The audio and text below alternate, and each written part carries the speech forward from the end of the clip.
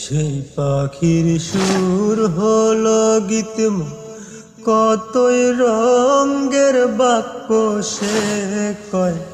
ঘুমাইলেও না নীরব সে হয়, ঘুমাইলেও না নীরব সে রয়। চেতন হইলে কাঁদে হাসে, মনে করে দেখ রে বাঁচা, দেহ খাঁচা কাঁচা বাসে। মনে করে দেখ রে বাঁচা।